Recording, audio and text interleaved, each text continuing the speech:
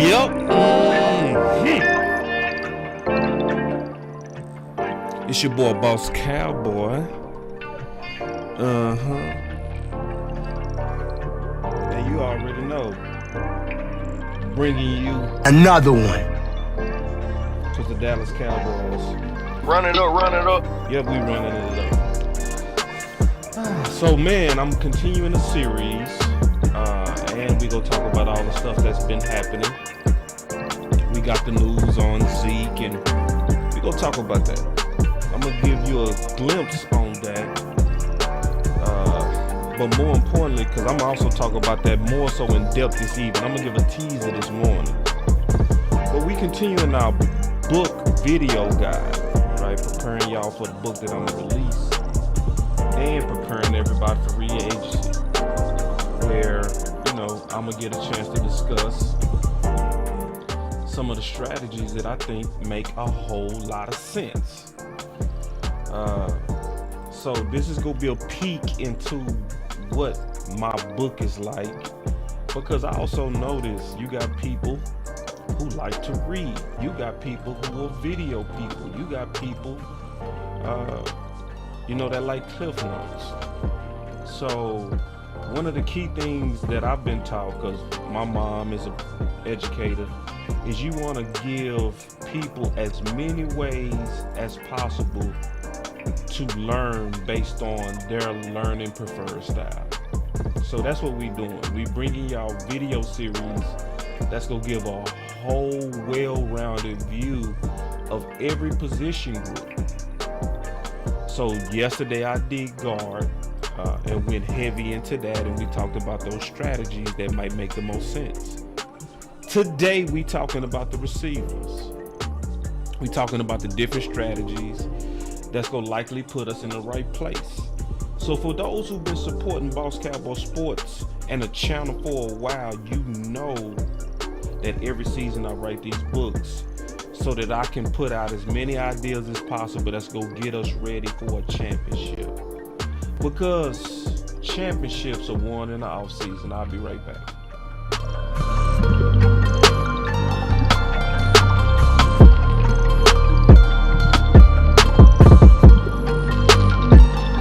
Let's go!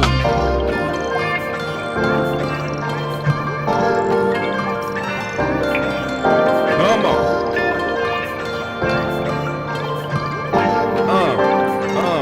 Have a seat. Come on. Rock with your boy, Boss. Come on. Come on. Do the stanky leg.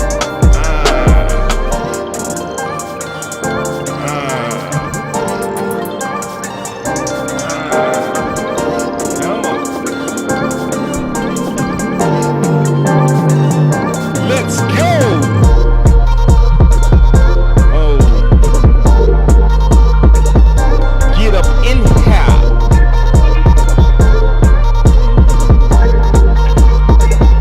Let's go.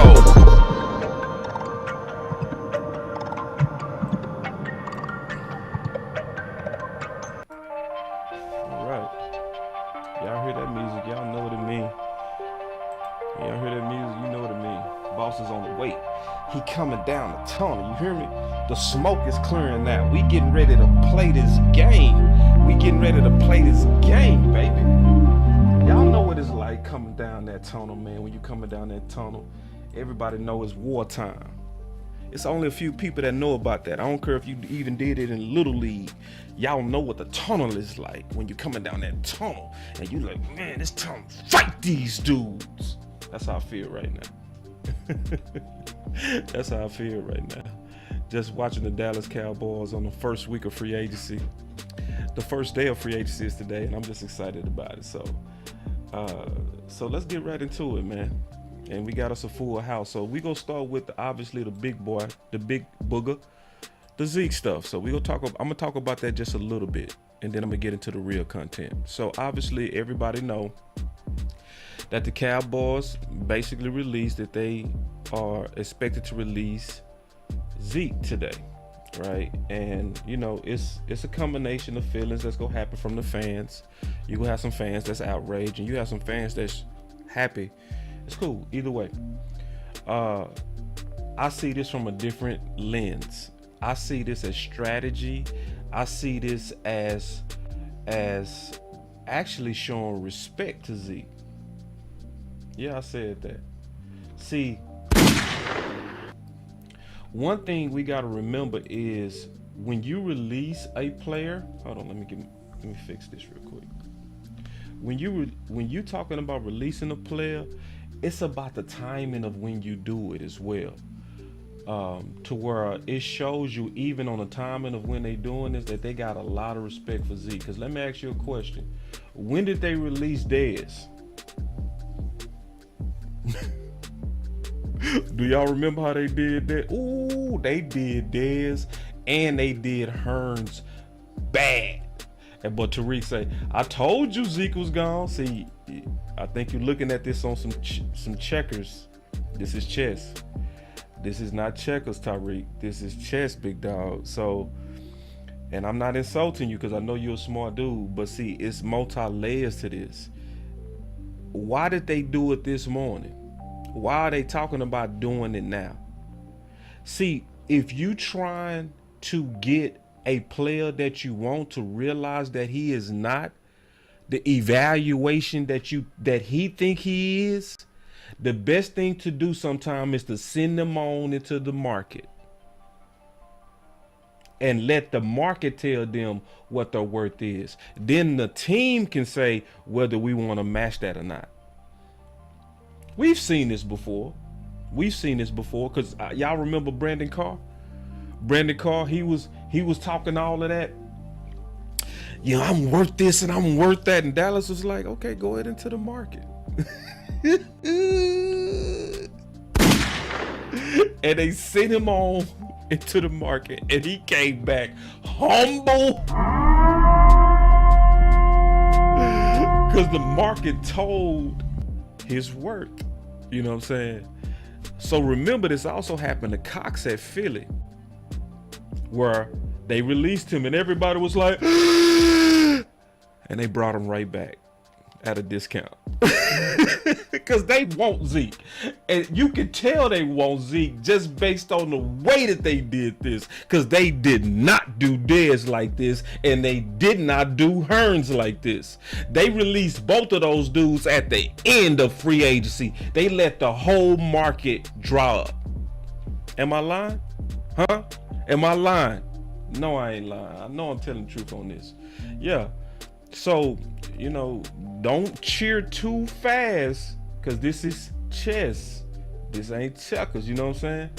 So, you know, releasing him just like, see, because people thought when they released Cox, people was thinking mistakenly when Philly released Cox that meant Cox was washed up. They was basically saying at that price we gotta let you go.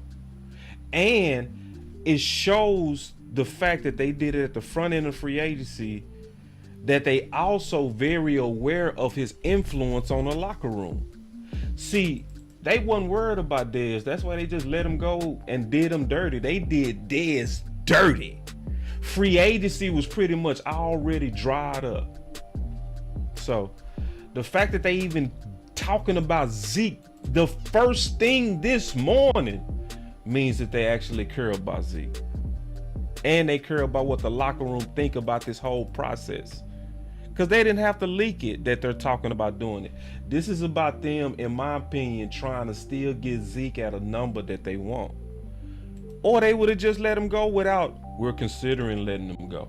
All right, and then we gonna get into this content, but I want to talk about the real and really dissect these tea leaves, because these tea leaves are not what people are thinking it is. It's a lot of people, they ready to be like, oh, that mean he was washed up. No, it doesn't. It does not mean that. If you saying that, you making it up. You got to axe the grind. You want to be right, and you really not dissecting this according to true interpretation and measure Koolaid. You really not. Because if you look at the language of what they saying, look at this. The Cowboys are prepared to release running back Ezekiel Elliot. Prepared. So when they say that we're prepared, they basically saying, if you don't get to that number we want, we go pull the trigger on you, big dog. I'm giving you the real tea leaves on this. Some people go give you the fake. I'm giving you the whole real. That's why they said we're prepared to release. Not that we letting them go. No, we're prepared if you don't give us the number. And so let's look at what James Slater said. All right, and you know, because she's been a fantastic source, especially through free agency. James Slater likely your best source throughout free agency. She has a lot of connections and she works very hard. And not just her connections with the Dallas Cowboys, she has connections around the whole league, and she's a very good professional journalist. One of the best. She's actually one of my favorites, real talk, and I mean that. Not kissing up to her, nothing. I just think she's good at her job, just keeping it real. So James Slater said, another source to follow up on at Clarence Hill report that Zeke will be cut. And then they said looking like it. And see, that looking like it is basically like we not close on our terms. That's what it's saying. It's like based on where we are right now in our discussion, it's looking like we're gonna have to walk away from Zeke. And then James Slater said, I've acquired about Zeke, and here's what I've been told. There have been discussions about his release. Not sure if it's happening today. And my boy Iceberg Slim say, ha ha, ball, Zeke is gone. I'm so glad. See, I knew some of y'all was sitting there with that attitude like that. Oh, ha ha ha, I'm so happy. It's like you reading the tea leaves wrong, big dog. I'm just being honest with you. You reading it wrong. This ain't what some of y'all think it is. It's not. I'm just being this. Because if it was about his performance, it wouldn't be all this language on looking like it. They are in talks. This ain't about his value. They want him at a certain price. That's what is this coming down to. Some of y'all coming up in here and y'all got the chest out like, I told you he was washed. It's like y'all misreading it, bro. You misreading it. I'm just being honest with you. I ain't gonna kiss up to nobody. I'm tell you the truth. You misreading it.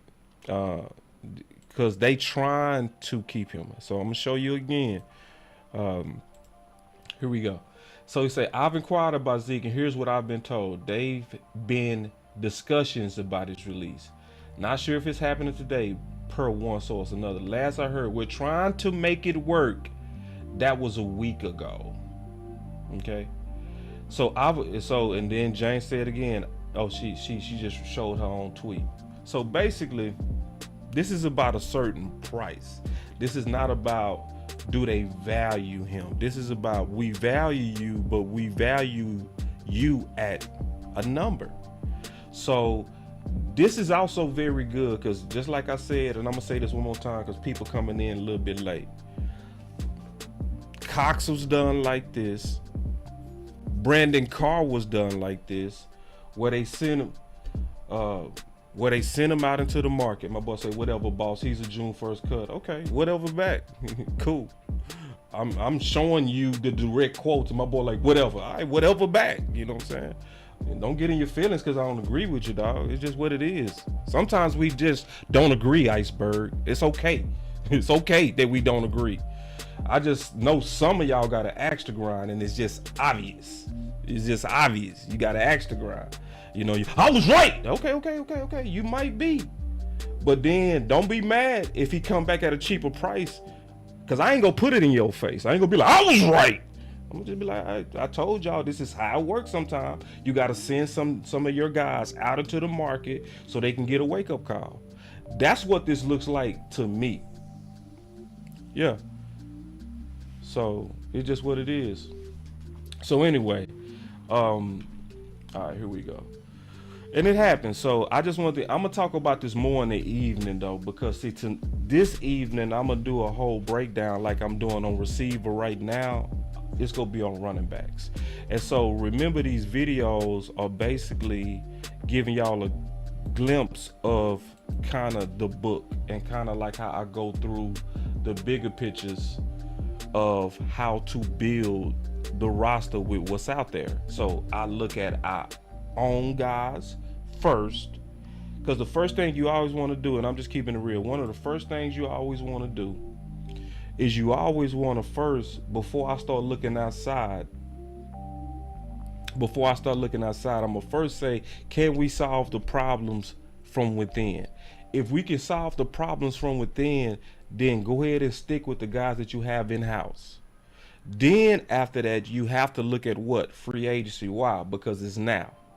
And free agency is before the draft. So you also have to look at free agency. And then you also have to look at the draft. Everything got to be looked at. And when I'm looking at it, one of the main things that I look at when I'm going through every position group is I look at the amount of talent in free agency and in the draft based on whatever particular need we might have at a particular group. You know what I'm saying? So anyway, so let's kind of get into the content, and I'm gonna talk about this, and we're gonna take some calls too.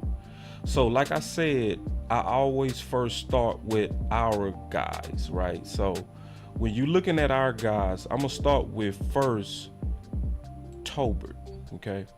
And so when I'm looking at Tolbert, right, the question is, and some of y'all go get butthurt when I say this, and listen, and just listen, okay?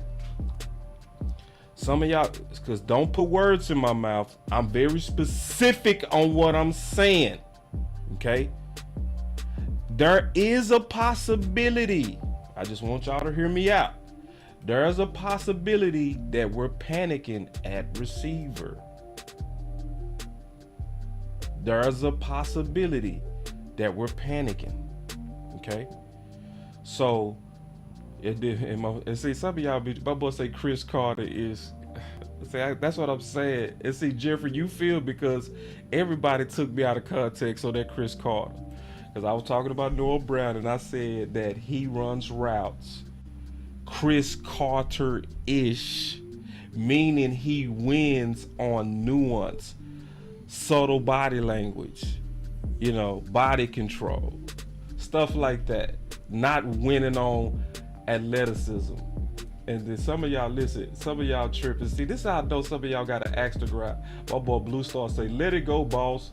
I respect what you do, but you just gotta accept it for what it is. I'm sorry, but you reaching, dog. I'm not even talking about Zeke no more, bro. And y'all talking about let it go. Alright, cool. That's how I know some of y'all got an axe to grind. Y'all want to be right. Some of y'all. That's what it is, bro. I already stopped talking about that. It's all good. But listen, there's a possibility. There's a real possibility. And so I'm gonna have to explain this. There's a real possibility that we're panicking at receiver. Okay? And I'm gonna give you a whole lot of reasons why we could be. And so when I'm looking at this, I'm gonna look at this from all angles. So let me explain it. So obviously we know he was under Kellen Moore, right? So under Kellen Moore, it was a whole lot of athletes that had some questionable usage, and Tolbert was one, and it does not align. It makes no sense, because when you think about it and listen to what Steven said himself, and I know you having fun, Jeff, I ain't tripping, but people did take me out of context on that. It's all good though. I know you having fun. But when you look at the fact that even people like Turpin could not hit the field under the Kellen Moore offense, it's more so likely that his offense was way too complicated, especially when you know how his offense worked. Because in his offense, on the option routes, your receivers needed to read the defense on the same level as Dak himself.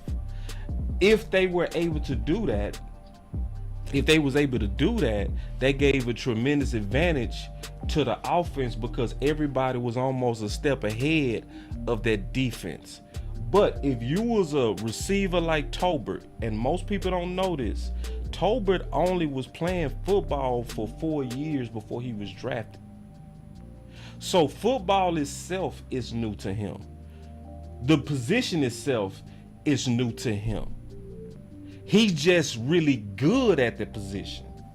Okay? to the point to where he had a second round grade by Dallas, and I'm gonna prove that. So if most of us, and I'm gonna just ask you a real question. If we got him in the second round, most of us would assume that he's gonna play.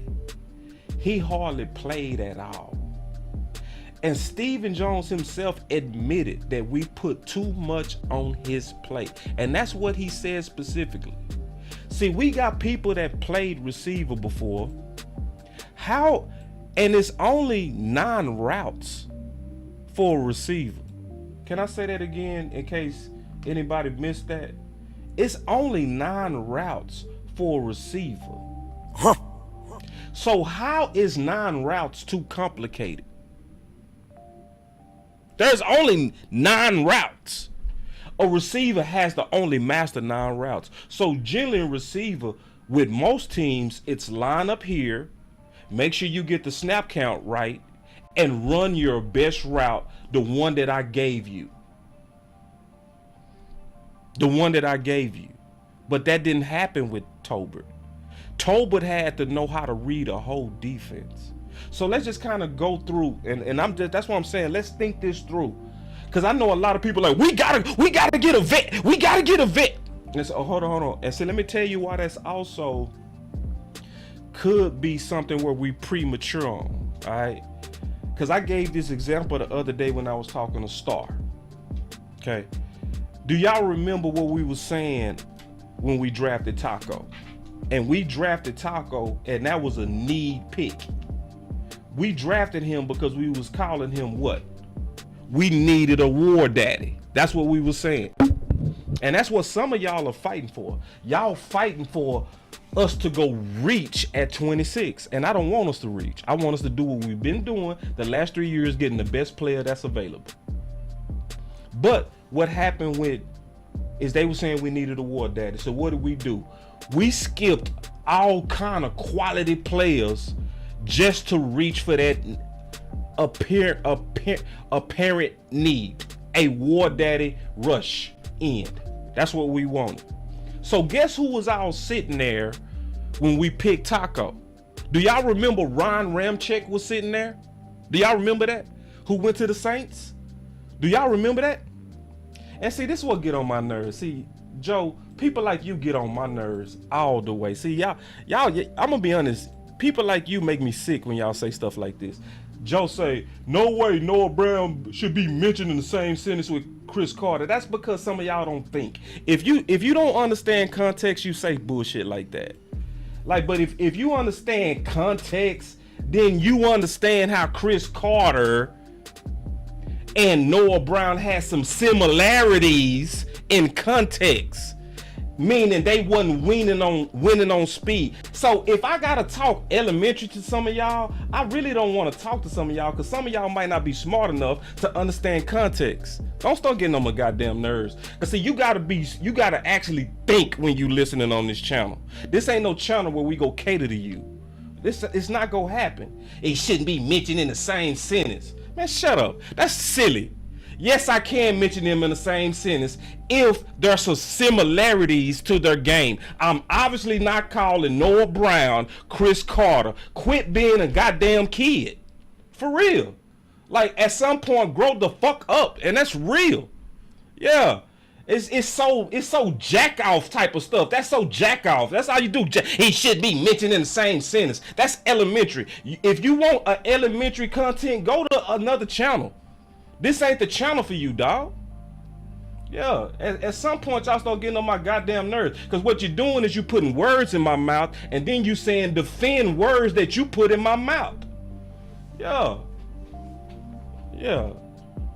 So anyway, yeah, sometimes, man, yeah, like, now, if you joking, I'm cool with that. Because I know some of y'all playing, because some of y'all understood the context of what I was saying. So when my boss said, he said, I'm just messing with you. I know you just messing with me. But when you come in here like, you should never mention them in the same sentence, man, shut up. Because if I said something like, some of y'all so slow. If I said, hey man, this dude's speed is like Randy Moss, I'm obviously not calling that player Randy Moss. I'm saying the attribute of speed is like Randy Moss. Use your damn brain when you come to this channel. For real. I'm sick. I'm like, that get on my nerves to where in a cancer culture, they put words in your mouth and then you got to defend stuff you're not even saying. And then people looking for gotcha moments. He put Noah Brown and Chris Carter at the same. He's saying they're the same. No, the fuck, I never was saying that. Yeah, my bad. My boss said, move on, boss. I'm at lunch. Bump him. I will. But you know, and Joe, and this is what I noticed about Joe. Some of y'all like to only speak and talk on this channel when you disagree with me. I don't see none of y'all until you disagree. And when you one of them, I know what you are. You are a hater. Start your own channel, Joe. If you got so much to say, start you a channel. I'm sick of people coming and hating on these content creators and you don't do nothing to put out content yourself. And I'm sick of seeing some of y'all only when you agree. I disagree. That's the only time some of us ever see some of y'all. Yeah, nah, you say, boss, don't use insults. I support you. No, you don't, bruh. That ain't support. Now, what you doing ain't support. And see, what you ain't used to is somebody who got the nuts to call you out. Yeah, see, I ain't the one. I'm the one that's gonna tell you. That's whack what you doing. And I ain't gonna let you do it. And that if you joking, I laugh like everybody else. Like my partner was like, when people say Chris Carter-ish, I know they joke with me. I usually laugh at it. But when you come in here like, they shouldn't even be putting the same sentence. Man, shut up. Shut up. Like, think. Because when I'm talking, guess what? You gotta think when I talk. Because I talk in context. All right, so I'm done. I'm done with that. Anyway, let me go back to these chats real quick, man. The dude got on my nerves. All right, y'all give me 1 second. I gotta fix something real quick. Hold on. Okay, I fixed it. All right, we good now. Hey, and you know what, bro? And also, bro, I did go a little bit too hard on you. But sometimes y'all do get on my nerves, dog. Okay, so y'all gotta give me room to be human sometime, man. You know what I'm saying? Y'all gotta give me room to be. Yeah, dog, see, let me tell you something, bro. See, dog, y'all can't buy me, bro. Joe Cook said, I support you via CashApp and Super Chats. I don't care, bro. I don't care if you put money in my pocket. You still gonna have to be respectful. I don't give a damn about your money. You still gonna be respectful up in here or don't give no goddamn money. For real. Fuck your money, bro. Like, listen, it's gonna be a whole lot of people that's gonna support Boss Cowboy Sports. I don't need your money, bro. Yeah.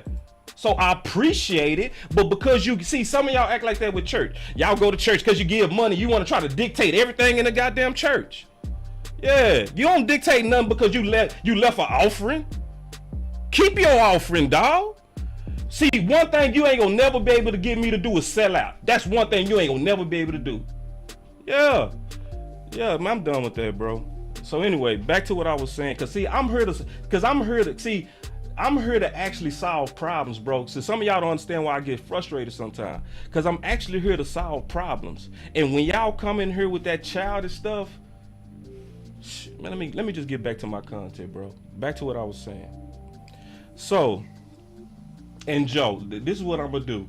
Because at the end of the day, we both brothers, and I should come to each one of y'all with a certain amount of decorum. I did go off on you. I'm gonna publicly apologize for going off on you, bro. Okay? So just chalk it up. Hopefully you accept my apology. But just chalk it up that sometimes it gets frustrating when people put words in your mouth that you're not saying. It does. Because me and Okoye was saying that the other day. I said, honestly, I get tired of defending stuff I'm not saying. You know what I mean? So Joe probably, and I'm being honest, Joe, you probably just caught me at the end of a frustration, like where I get sick of that. So, and you cool, Joe. So let's just squash it. We go virally shake hands, and I see that you accepted my apology. I appreciate it. I appreciate that. All right, so here we go. And then my boy said I was talking that talk, and I was keeping it real, but also keeping it real is showing respect when you disagree. And I did kind of go a little bit hard on the homie. Thank you for accepting my apology, Joe. All right, so and I mean that too. You know what I'm saying? I mean that. I really do, because I want us to be able to disagree a certain kind of way, and I didn't represent. I didn't. I dropped the ball. All right, but going back to what I was saying on Tolbert, there could be a possibility, and I'm just keeping it real, that we panicking. All right, and I'm just keeping it real. It's a possibility we could be panicking, because I was talking about Taco, and remember we were saying we needed a war daddy, and who broke out that year? Tank. So the whole time we was thinking we need to reach, the solution was already on our team. That's what I mean by we could be panicking. You see what I'm saying? So let's just listen to what our front office, who's very good at talent, was saying about Tolbert. Check this out. You want to find out who makes the pick when you go through that. If you'd been a fly on the wall to see that, you don't know today, and I don't know who made those picks. When we got through it, it was that kind of participation, that kind of collaboration. Exactly, that is the word.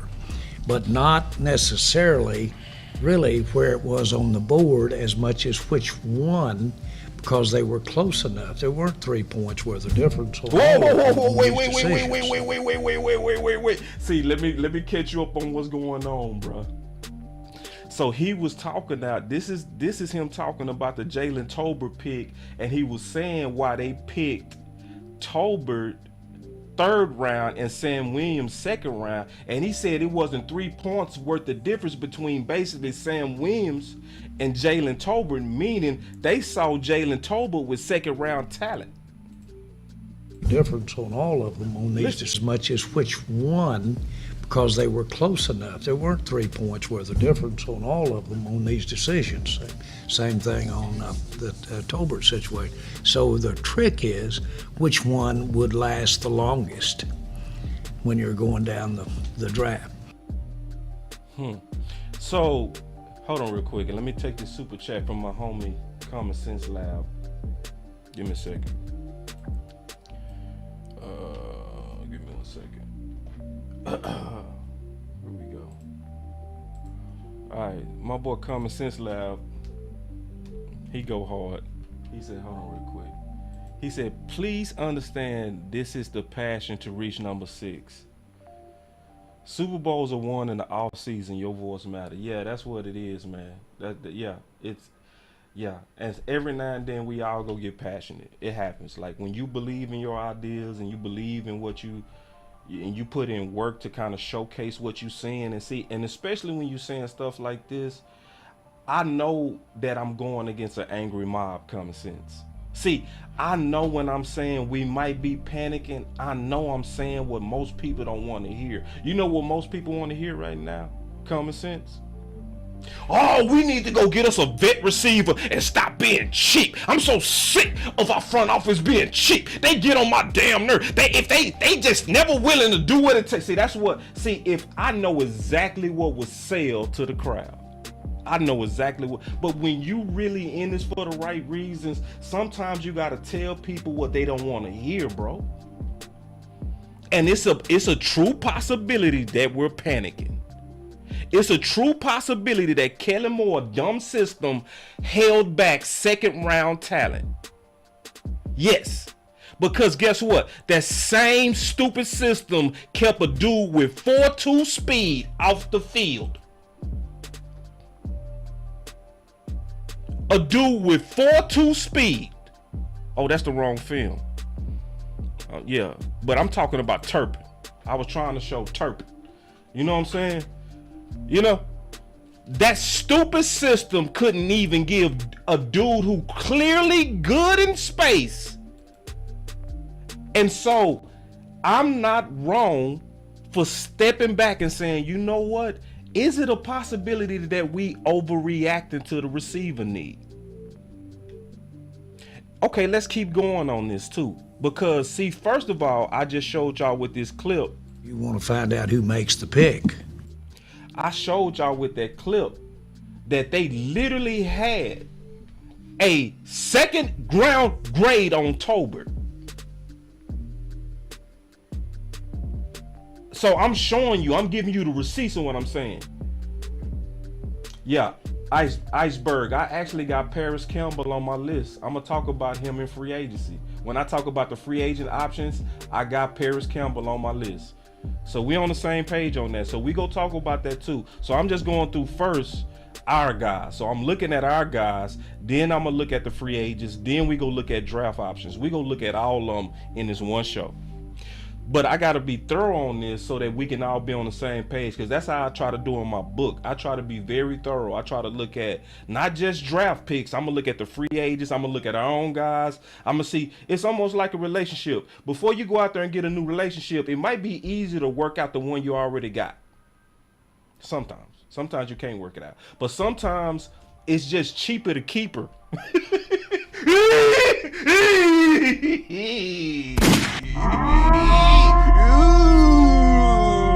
Sometimes it's just cheaper to keep her. Oh, you see this guy? See this guy? Number one bullshit guy. He do the wee woo. Yeah, I got Nicole Hardeman on there too, Tyrone Church. So pretty much a lot of people that y'all putting in the comments already, we gonna talk about today. All right, so this is another clip that I want y'all to peep when talking about Tolbert. Listen to this. One of my favorite tidbits from draft weekend was when Jalen Tolbert told us that he got a phone call from Dak Prescott. I'm just curious, and we gave y'all a hard time on Friday night, and of course I'm not asking for like the list of guys that Dak called, but I am curious. Dak is such an asset to this franchise. He's the franchise quarterback. In this process, what is his role exactly? I mean, do you give Dak Prescott a list of guys you like and say, hey, we'd love you to do some work on this? Or is Dak more involved with that and the idea of like, hey, I like this receiver, like this is a guy that I'd love for y'all to focus on? First of all, very, very, very good question by Dave Hellman before he had that big television job. Because everybody like, hold on, why was Dak contacting Tolbert before the draft? So everybody wanted to get the background on that, because that's not usual for your quarterback to be reaching out to draft prospects.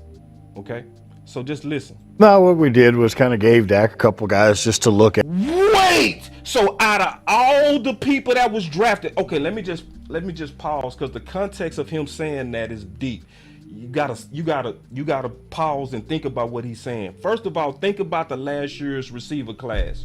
The last year's receivers class was extremely deep. Do y'all remember that?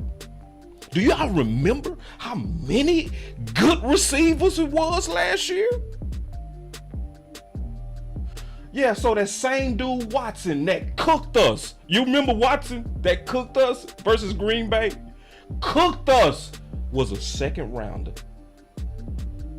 Out of all of them receivers, Will McClay gave Dak only 2 to talk to. Now, all of us trust Will McClay, but when Will McClay says, out of all of these cold dudes, I want you to go reach. I want to sniff this dude out. I want to give him a sniff. Can you do that for me, Dak? He gave Dak a couple of names out of all of them, and one of them was the guy that we ended up drafting, Tolbert. Another thing on why I think it was Kellen Moore and not Tolbert, because a lot of people like to say he's a bust. Okay, I think it was Kellen Moore. Let me tell you why I think it was Kellen Moore. How many times have you seen Will McClay even gamble on an athlete that wasn't a D1 athlete? Will McClay hardly ever touched them dudes. He hardly ever touched people that he can't verify are good. Yo, if you know Will McClay draft history, he don't touch them D2 athletes. So and so now we know from the receipts, just so he knew what was in the draft, that Will McClay gave Dak only a couple of names to go talk to. guy that I'd love for y'all to focus on. No, what we did was kind of gave Dak a couple guys just to look at, and just so he knew what was in the draft. And I think it's important with him having the standing that he does within our organization and within our team, is to kind of let him know how we do things and get his input on some things. And so I just felt in talking to him, with his unique ability to communicate with everyone and to draw something from that, was to use him and, hey, give him a couple of receivers to talk to, get him on the phone, and kind of get some feedback. Shit. All right. And so anybody that's one of Will McClay's pet cats, I'm go lock in on them. Cause see, I remember another name that was one of Will McClay's pet cats. I'ma name two of them. You know who was one of Will McClay's pet cats that he publicly said was one of his pet cats? Pollard. How did that end up working out? You know who else was one of Will McClay's historical pet cats that he said before they exploded? Terrence Steele. So, shit, when I start looking at the fact that Will McClay personally co-signed some of these dudes as pet cats, I ain't ready to throw them away like some of y'all. I'm just not. I'm not ready to throw him away.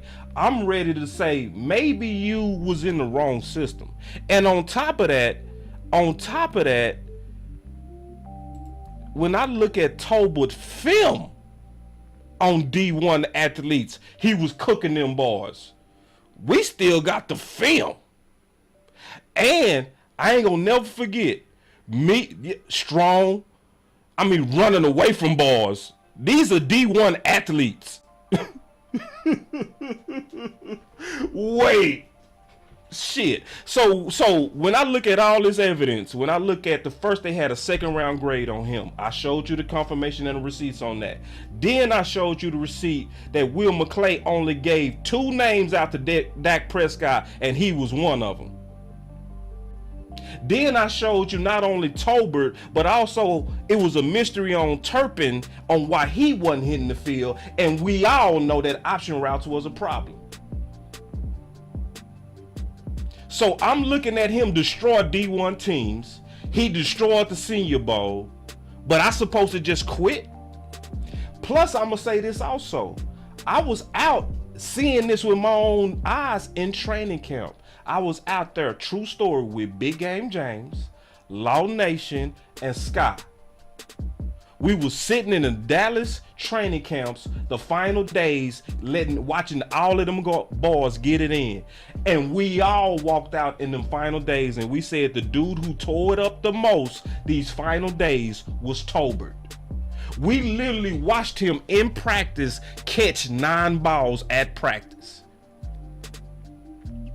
And we walked out and said, at the end of this week, the person who had the best week finishing out training camp was Tolbert. So when I'm going through our guys because I'm being honest in my analysis. I'm not playing to the hype, nor am I playing to the angry mob. The angry mob just want people to tell them what they want to hear. This is not the channel for that. I don't do that. I'm going to tell you something. This is one thing. I'm going to tell you why. It's a reason why so many people respect me. I'm going to tell you why I'm going to tell you why so many people watch this show. People watch this show not because they like my personality, because my personality can be brash. I know that. I'm very strong on what I believe. When I believe something, I'm going to go toe to toe with you. That's who I am. I'm not going to apologize for that. That's who I am. But people respect this channel because they at least know I'm doing my best to be honest with what I believe I see. And I'm not gonna cater to crowds. I'm just not gonna do that. If I feel like we might be okay not even being aggressive at receiver, I'm gonna tell you that. I'm not the dude that's gonna play to the crowd. I don't do that. Because I also know when I'm honest with y'all that y'all go respect it when it end up being true. Now, if I play and cater to you, y'all gonna lose respect for me. And I'm just like Pimp C on that. I'm not selling out. Just for a few people to like me, or I'm not selling out just to get a few subscribers because I'm telling you what you want to hear. It ain't gonna happen. All right, so we going through Tolbert first. Then obviously I talked about Turpin, right? who's also a major threat. Okay, that's a major threat. That's not a little threat. That's a major threat that went unused under Kellen Moore. Went completely unused. Wait. How many of us say it in our own homes? In our own homes, what the hell is going on? How can this dude be so electric? So electric on punt returns and kickoff returns. Make Pro Bowls, and you can't scheme a way to put the ball in his hands. What is wrong with your OC? Hold on. I see some super chats. My bad. Hey, man, when I get in my mode, bro, y'all got to be patient with me. I'm sorry. Sometimes I get into a zone. And I sometimes miss y'all super chats. So here we go. So we got another super chat. He said they wanted him to learn all three positions. It was too much on his plate. Exactly. And this is the thing, Swain. They wanted him to learn all three positions and know how to read a defense from all three positions. That's crazy. Say, wait, Elf a fool. That boy Elf say, boss, you a lovable asshole. I ain't mad at that, Elf. I ain't mad. Elf say I'm a lovable asshole. I am. I ain't gonna even lie. Yeah, I'm that dude. I'm gonna tell you. You know what I'm saying? I'm gonna tell you the truth, bro. I speak my mind. I ain't with the shit, bro. Bringing real back. He be speaking his mind. That boy with the shit. Man, and then hold on. I'm missing another super chat. One-handed bandit. Go ahead and say whatever you said, bro, because I don't see your super chat, bro. I'm looking for it. I don't see. Oh, I see it. Oh, he say, can you show the college film or send me also? I might have to do that later. I'm gonna have to do that later because I didn't break his film down. It'd be too ugly to do that right now. It would take up way too much time to break up his time. But if I get a chance to break him down, I will. You know what I'm saying? His college film, and that's a good thought too. I appreciate that thought. That's a very good thought. All right, but how many of y'all cussed at the TV? Come on now, keep it real. Tell the truth. Tell the truth. I want everybody in the chat to put how many times did you cuss at the TV saying, why are we not seeing Turpin? How many times did you cuss at the TV? Huh? That's what I want to know. And also, this is why we might be panicking at receiver. Micah Gallup was out there. He said, boss, you never acknowledged the Facebook comments. My fault, man. It's what it is that y'all just, what it is, Adam, is it's just so many YouTubers and not that much Facebook chat people. But I do a better job at looking at you guys because y'all holding out Facebook. So I try to do a better job of getting to y'all comments. You know how that go. So, and then I'm gonna get the stars. I ain't even got the stars activated over there. So once I get the stars activated, it's gonna be just like the super chats over here. To where when you leave a comment with a star, that's gonna make me have to basically prioritize your comment, because obviously I'm always having multiple people leaving, you know, stuff in the chat, so it's hard to prioritize. That's why the super chat is what it is, and I do see y'all, Adam, and I will try to do a better job on that. But just going through our guys. So Michael Gallup also was banged up, y'all. Come on now. Come on now, he did play banged up. It is also very realistic to expect him to have a rebound, having now 2 years off that surgery. You see what I'm saying? So I said all that to say that receiver might not be as priority as we think it is, especially for the people that's saying that receiver should be our pick at pick 26. So at first, before I did a massive amount of research, I ain't gonna lie, I was of that generic opinion.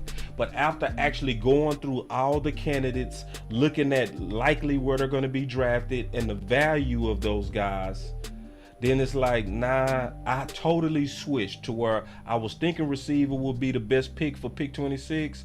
But after doing a whole lot of research, I'm gonna say 95 to 99% confident that tackle should be the pick at 26. I'm gonna go through that maybe tomorrow. I'm gonna go through that in depth. So when I look at the total sum, this is what I'm gonna sum it up to say. I said this multiple times, I'm gonna say it again. There's a major possibility that we are very much panicking at receiver. There's a very much possibility that we already got exactly what we need. I'm just being honest. It's a possibility that we screaming for a war daddy that we don't even need. Just like we didn't even need the war daddy of Taco because we already had the real war daddy at that time, which was Tank. So now let's get into these free agents. All right, so just like the book, I always start with our guys. I always start with how can we solve the problem from within first. So from looking at us from within and really taking a step back and looking at it, I do feel good about the receiver room. I don't like the receiver room from 2022, but I do feel like the receiver room could have a great rebound in 2023 in a West Coast offense. Not as much reading and all of that kind of stuff. Guys out there just running routes, winning on their routes, and then Dak delivering the football. Simplified receiving routes, no more option routes and 4 receivers running hooks, all that dumb shit. That's done. All right. So that tells me we likely.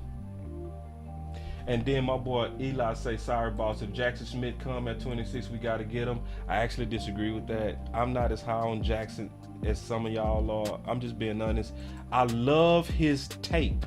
Hear me out. I love his tape. I hate his athleticism. I love his tape. I hate his athleticism. Especially when you compare his athleticism to all the athletic freaks that was the year previous. I just feel like that's a reach. But that's my opinion though. I'm not even trying to force anybody to agree with me on that. I just don't think that no more. Just keeping it real, you know what I'm saying? And I respect sometimes where we differ in opinions. I'm just giving you my opinion on that, you know what I'm saying? He said, look how long it took Cedric Wilson to get on the field. Yeah, and Swain, the crazy part is Cedric Wilson took that long to get on the field, and he was an ex-quarterback. So if anybody should have been able to read a defense quickly, it should have been Cedric. And it still took Cedric a long time to get on the field under Kellen Moore's option route system. Exactly. That's why I'm saying it's a true possibility, and you ain't gonna hear this too many places because most people trying to tell people what they want to hear. Most people ain't gonna tell you the truth that we actually might be okay as we are at receiver. And trust me, if I didn't believe that, I would not say that. I would not say that if I didn't believe that. Trust me, I would be like, boy, yeah. My boy say Voorhees, offensive guard, USC second round. I like him, I do. And then Iceberg, I feel you on this. He said Jalen Tolbert is going to pass Michael Gallup this summer. I actually believe that. I do. I really do. Now, I'm going to say this too. If Tolbert disappeared this year, we got the pick wrong. I'm going to be the first to say we got the pick wrong. You know what I'm saying? If he just disappeared, I'm going to be like. And then my boy say, nah, boss, we need at least one receiver. Okay, which type? Are you talking about free agent receiver or are you talking about draft? So just let me know what you're talking about and I'll address it. So, and you might be right on that, but let's talk about it because now we finna talk about free agents, okay? Now we finna talk about free agents. And I'm not also stupid enough to act like a receiver and a right free agent receiver won't greatly improve us. So let's start with my list, and these guys will be featured in the book. Obviously, Thielen. So Thielen, I gave him 2 stars because he is extremely Dak friendly. When I'm talking about these guys, and when I say Dak friendly, Dak, if anybody knows Dak and watched that game, knows that Dak is his best with route runners. Dak loves people that can win with their feet. Dak throws with so much confidence. I got Slayton on my list too, Swain. I got Slayton on my free agent list too. But anybody that's real good at winning with routes, they're going to be high on my free agent list. The only reason I gave Thielen 2 stars versus 3 is because of his age and because he's starting to slow down. And I agree with you, James. I wouldn't mind getting T.Y. back as well. But let me keep going. So then, obviously, after Thielen, you got Brandon Cook. He's also Dak friendly. And as a route runner, and the thing I like about him, Brandon Cook, is he's very, very productive despite playing with bad quarterbacks. So when you looking at Brandon Cook and the fact that they was trying to get after, look at that route, man, that route was nice. You know what I mean? That was a nice. See. It's look. See. When you watching routes, and let me say this again for the people in the back that might be slow. When I say Chris Carter-ish, what I'm saying by that is people that win without a bunch of athleticism. So let me define that again. What's up, Rome? We got Rome in the house. I want to say that again. When I say people that are Chris Carter-ish, because Chris Carter was not the best athlete, but he was super good at being a technical route runner. So go look at this route and all the deceptive moves that he does before he actually breaks. So look. So it's not a straight out. Just watch it. He first attacks him, and he attacks his stem and hit him with that out. That's a quality route. You know what I'm saying? So when I look at Brandon Cook is a real good fit. He would be an extremely dangerous number 2 because he's always been also the number 1 when he was on certain teams. He always was the primary guy. If he played for Dallas, he would not be the primary guy. He would be the secondary receiver because CeeDee Lamb is that primary guy. So you would have a primary guy who used to go on against the best number 1 corners, now going against number 2s and number 3s, nickelbacks. That gives Dak a major advantage, and I would like Cook. So let's keep going. So also, Cortland Sutton. So you would have to get him through a trade, but this is the deal. The Denver is very actively shopping. I gave him 1 star because he's not the nuanced route runner. He's the guy that's a possession style receiver. He's Dez. Okay, let me say. I gotta. Don't put words in my mouth. Let me say it clear. He's Dez-ish. What does that mean I'm saying he's Dez Bryant? No. He wins like Dez used to win, where he attacks the football. He doesn't win with a bunch of nuanced route running. You can be in his hip and he'll still come down with it because he's a quality possession receiver. That's what I mean by Dez-ish. We also know what's going on in Denver is it's a fire sale. We also know Sutton would likely make sense because he's one of the guys that Dallas was also high on when he was coming out. Dallas really wanted him. So when we looking at people that could be a fit for us from a fire sale, it could be Sutton, and it would take a trade similar to what we did with Gilmore. So just kind of going through the options real quick. And the people that's going to be featured in my book. What's up, Gerard Daniels? My brother out of the University of Houston. What's up, my brother? Then some of y'all mentioned in the chat, I've been seeing it. Darius Slayton. I think he's definitely good enough to be our number 2. And let me say something real quick about Darius Slayton in comparison to what we saw last year.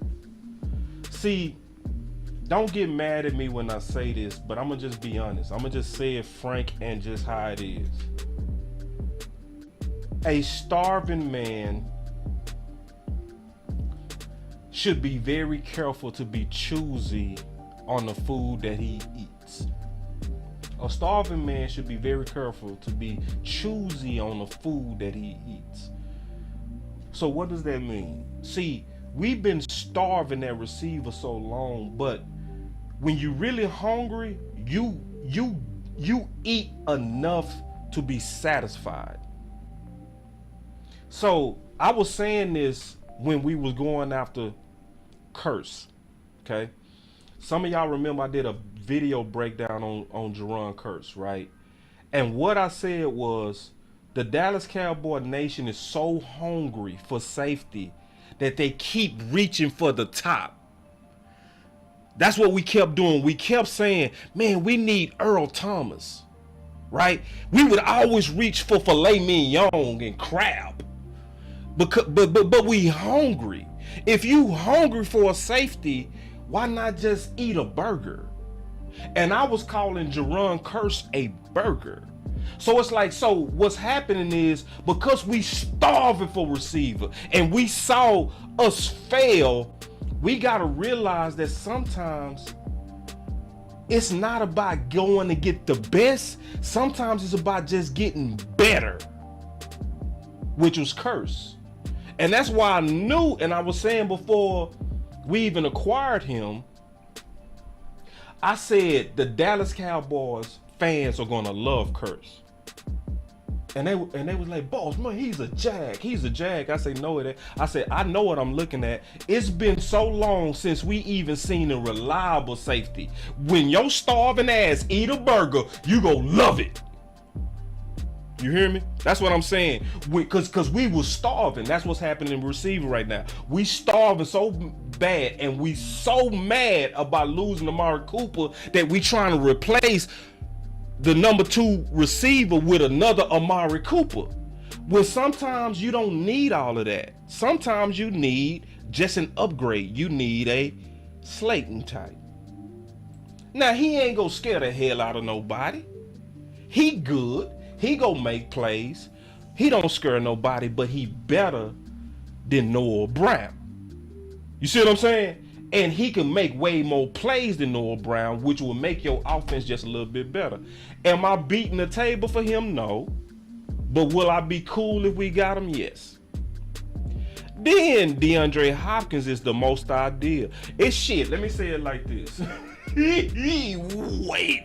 If you want to know somebody that's, in my opinion, you might not agree with this, but if you want to know somebody, to me, that's a picture perfect. Ooh, I'm talking about picture perfect magnifique. It would be Hopkins. Hopkins is ooh. So listen, I don't mean to get so excited, but I'm gonna just keep it real. When your current number 1 wanted number 10 because of this dude, that's already a natural mentor-mentee relationship. All we need Dallas to do is kiss and make it happen. Kiss that bride. Kiss that bride. I'm going to say that again. Your current number 1, Mr. C.D. Lamb, didn't want 88. He wanted 10 on his chest because of this dude. Now, let me ask you a question. Who else has better hands than this dude? This dude for years also played 99% of snaps. He does not leave the field. He always prepared to play, and he's a true alpha dog. I swear to God, I said that. I mean this too. I broke down his film. This is a true story, and I mean this from the bottom of my heart. I know if I played against Hopkins, I would fight him. I mean that too. I will fight him, bro. I would literally box him. Because there's no receiver that I've ever seen play that has more violent hands than D-Hop. D-Hop is the most violent receiver in terms of his hands. Bro, like he look like he trying to chop. He trying to break your arm when he trying to get separation.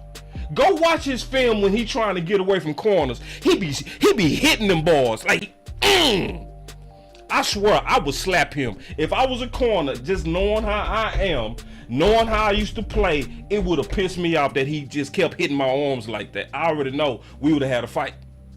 But see, I want a dude that plays gangster like that. Hold on, let me go back. I want a dude like that as my number 2. Ooh, wait. So if we brought in D-Hop, and that's disappointing that we hearing that Dallas hasn't even approached it. Like, I don't understand what you're doing, Dallas. Like, I understand if the price doesn't make sense, but who do you think you are, Dallas, to not even approach this? See, like, Dallas sometimes get on my nerves, bro. Like, Dallas is that ugly ass girl. I ain't gonna say it like that. I'm gonna say it like this. Y'all ever been around a girl who used to be super fine, and then you meet her later in life, she done gained all this weight and all this kind of stuff, but she still got the swag, like she still got it? See, that's how Dallas is. See, boy, that's the word. That's exactly how Dallas is. See, because Hopkins, through Dez Bryant, winked at you. And that's a bad in my analogy, that's a bad female winking at you. She look good. Now you over here, Dallas, you a 6. You sitting there with your, like you New England and you been winning all these Super Bowls. And D-Hop literally winked at you through Dez Bryant and you ain't even approach. Let's keep it real, Dallas, you don't look that good, dog. To where, who do you think you are to not even approach this bad female? You don't get chances like this. Oh, my boy Supreme say the same situation happened. Now she work with me. Yeah, you see what I'm saying? And this is what see Sway, I ain't doing it with y'all. That boy Sway say, listen, see they know how to get on. Listen, this is what Sway say. Sway say, he Chris Carter like boss. Oh man, so y'all ain't gonna never let your boy live that down, bro. Y'all ain't gonna never let your boy live that. Oh, that's funny. But man, nah, when somebody wink at you that you know usually out of your league, you approach.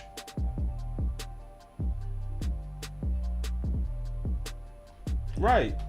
Yeah. Come on, y'all, cause you know what I'm saying. I'm being honest. When somebody approach you that's out of your league, don't act brand new.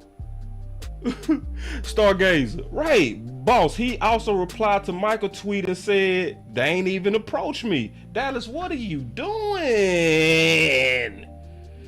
He done already put out there, I'm willing to work, I'm willing to give discounts. He done spoke the whole Dallas language, but Dallas acting like they don't hear. La la la la la la la la la la la la la la la la la. I'm willing to work with y'all. I'm not gonna be trying to get a max contract when I Dallas over here. I'm not gonna approach that. Man, you ain't gonna never have no chance in your life to get no bad receiver like this. To be your number 2. Come on, Dallas, pick it up, bro. Quit playing. All right, so let's keep going. All right, so then we got DJ. All right, so DJ Chark, that's a scary number 2. See, that's a real scary number 2. See, that number 2, DJ Chark, see, that number 2 got some real speed. See, that number 2 go have some boys scared. And he's a pretty good route runner. And he got some league experience. Sure. So I'm just kind of going through some of my free agents, man. Then obviously, and some of y'all ain't gonna feel me on this, some of y'all are. I gave Jerry Jeudy 4 stars. 4 stars. I hardly ever give 4 stars. Yes, Jerry Jeudy got 4 stars on my list. Why? He fits all the criteria. He's a route runner. He's young. He's also on a team. And when I say route runner, I'm always talking about basically Dak friendly. He come from a championship pedigree coming out of Alabama. He's been the number 2 at Denver. You know, he had some injury issues. But basically, this is my honest to God belief. If y'all want to see the reincarnation of Amari Part 2, to me it would be Jerry Jeudy. Hold on real quick. Let me hit this stupid chat real quick. Alright, so my boy One Handed Bandit said, just saw a tweet that I mentioned you in from 103.5 The Fan. One of them saying from a reliable force. Hold on real quick. The guy said they ain't going after D-Hop. Yeah, you know. See, this is annoying. That's annoying for you to just come out and say you not going after D-Hop. See, let me just.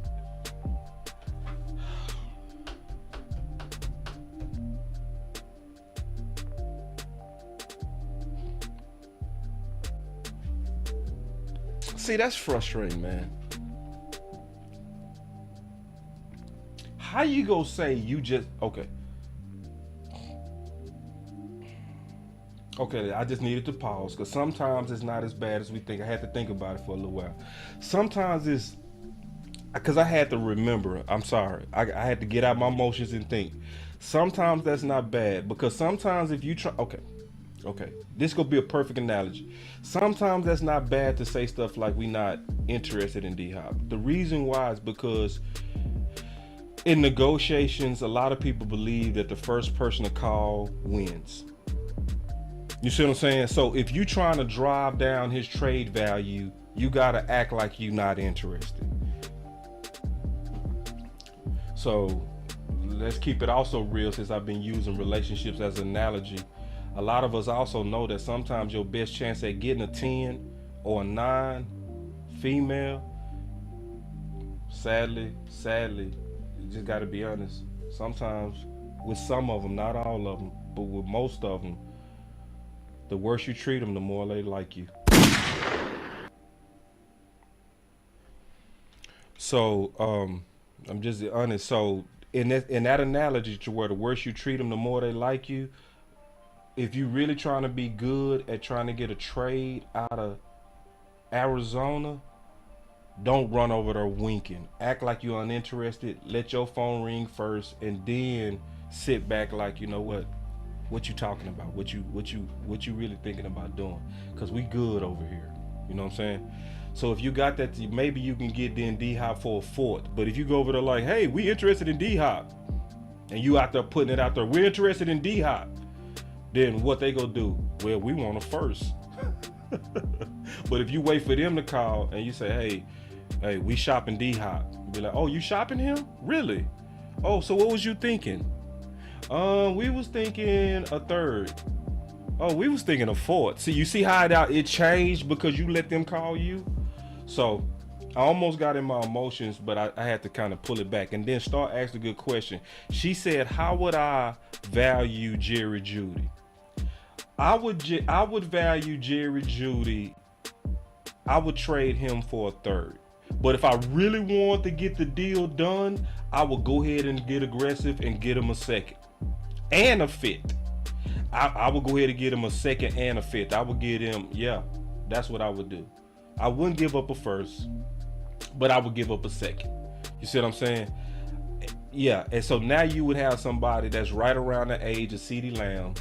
And let me give you my prediction. If we was able to get, y'all ain't gonna like to hear this, but I'm gonna mean this when I say this. If we get Jerry Jeudy, I'm gonna tell you what could possibly happen. If we was to some kind of way pull off a trade for Jerry Jeudy, I'm gonna tell you, it's a strong possibility that Jerry Jeudy could end up being colder than CeeDee Lamb with Dak throwing it to him. So that's how high I'm on. So to answer your question, Star. So let me go back to my free agent list. So 4 stars by Jerry Jeudy. Then some of y'all put him also in the chat. This is also a scary number 2, extremely Dak friendly receiver. It would be a no-brainer for me. We would be very, very scary immediately with Hardman.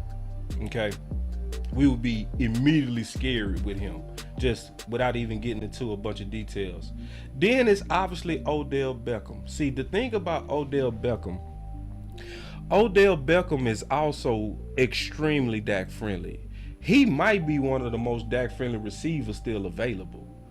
So obviously when I'm talking about Dak friendly, remember, I keep saying this, guys who win with their feet, guys who win with route running. Dak throws the ball so well to route runners. And the thing that I like about Odell Beckham is he's very good at contested catches. He is very good at catching the ball in traffic. And he has some of the best routes, just period. He's the guy that his routes are so good that he could lose a step and still be dangerous because his routes are that good. See, right here, you can see he still got the speed. You see what I'm saying? You can see that. This is him, obviously, just from a couple of years ago.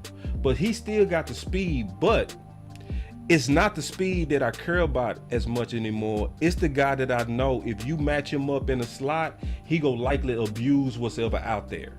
You know what I'm saying? So he is somebody. Now, I see a lot of fans, they hate the idea of Odell Beckham. I don't hate the idea. I greatly like the idea.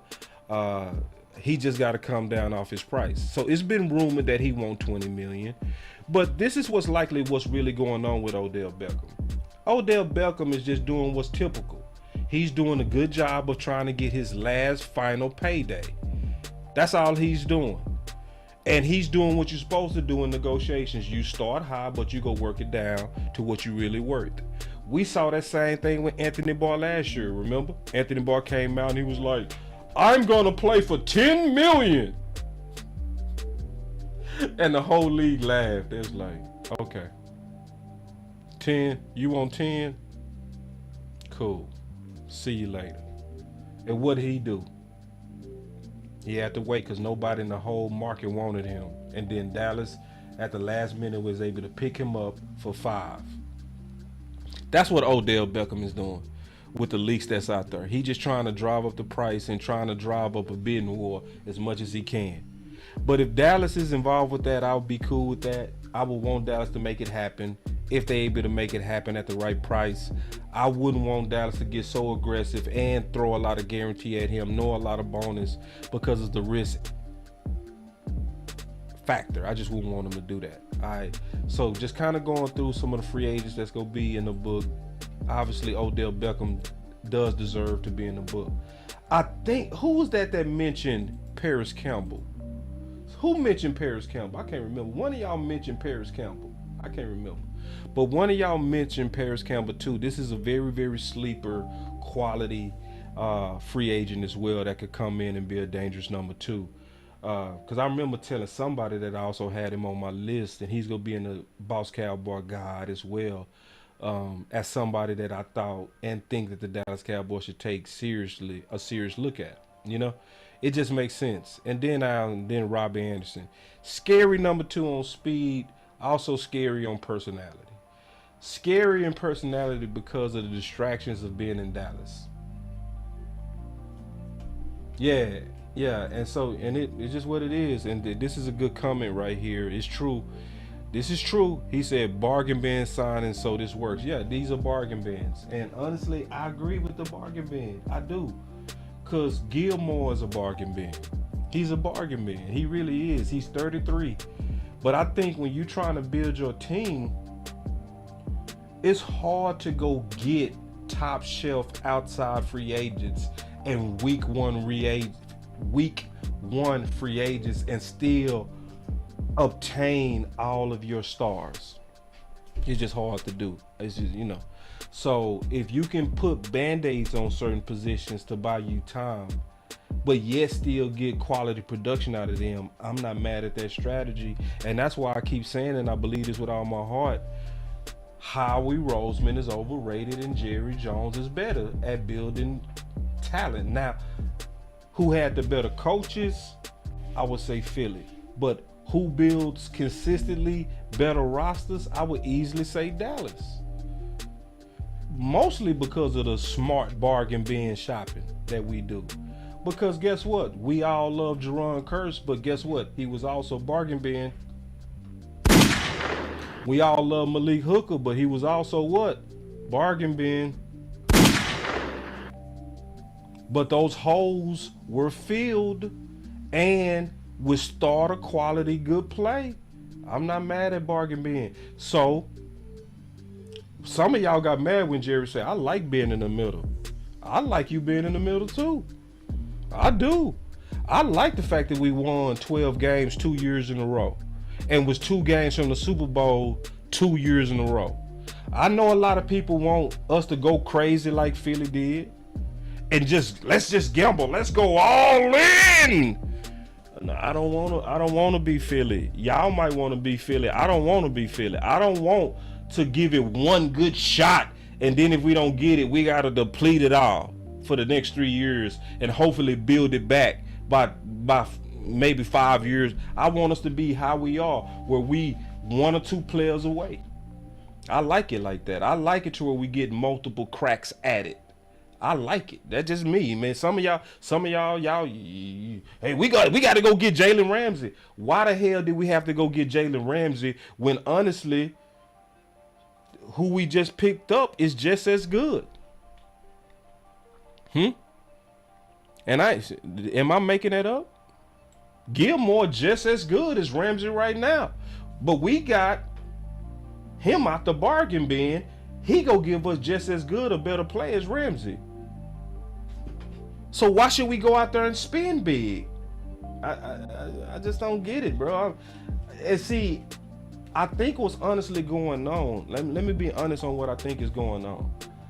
Because we mad at Jerry and Steven because of some of the other stuff that they do that's crazy, like, which they not doing this year, but in the past they've thrown their best players under the bus. I can't stand it when they do that. Or when they have the our guys for less philosophy where they get rid of good talent for people that they drafted because they trying to get their draft experiments to work. See, I hate that. But see, I'm able to separate the things I don't like about them from the things that they do extremely well. So when it comes down to getting talent in the building, honestly, most of us or none of us should really have complaints. Just being all the way honest, is talent is not. Let's see this. See. This is. Hold on. So, my boy Florida say you like being average.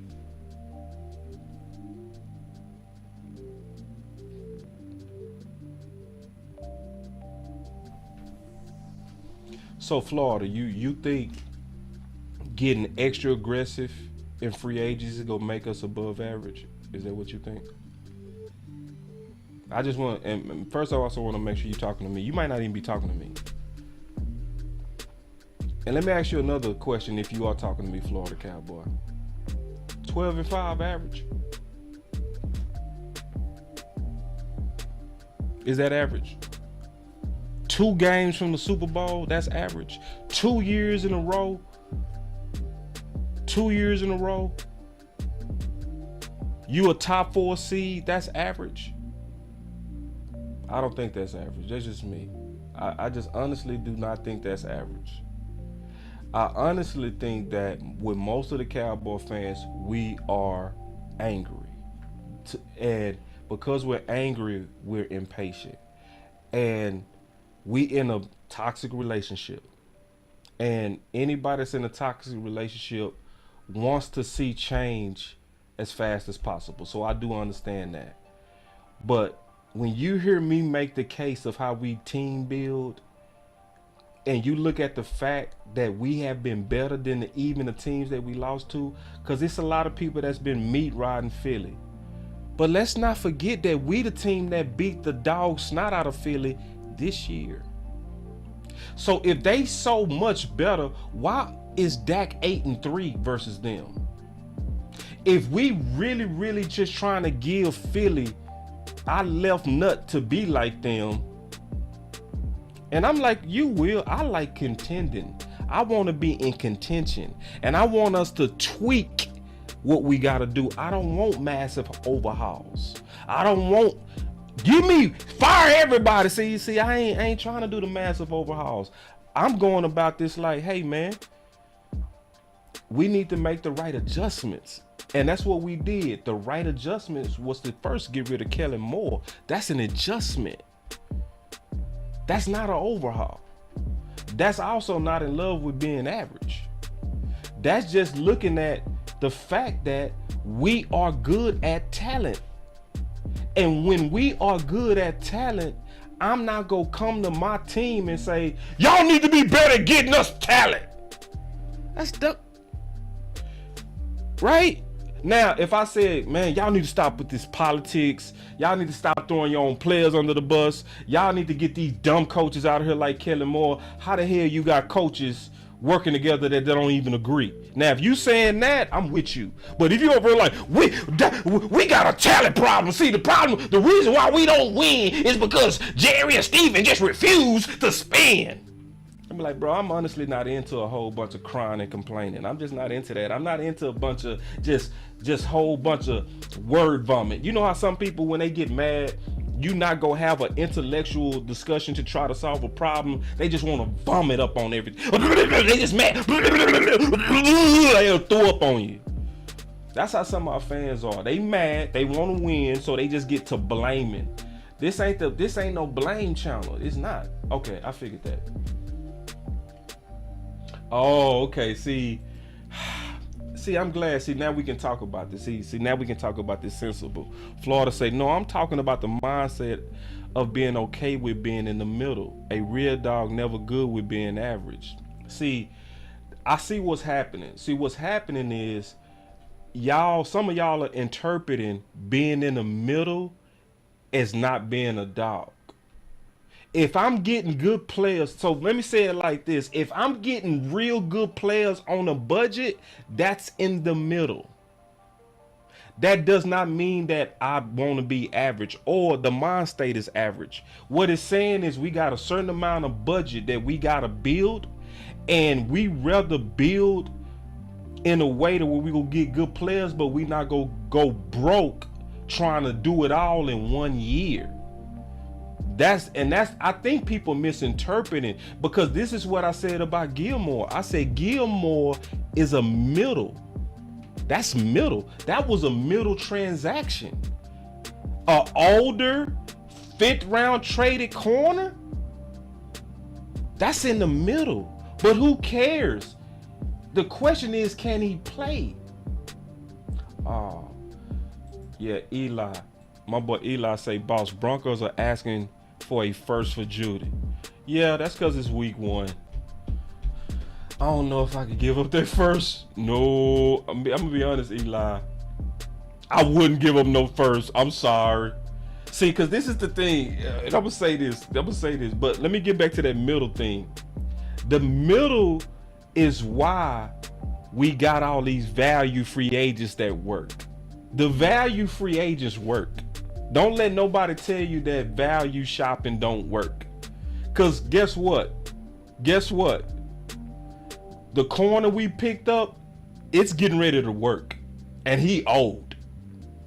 Jason Peters, as much as we don't like him, as old as he was, for $1 million, he worked well.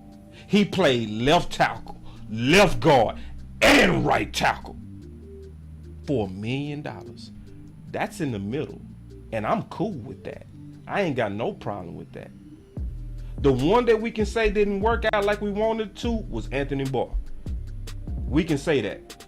If anywhere you right, Florida Cowboy, we should have been aggressive about going after Bobby Wagner last year. I agree with you on that.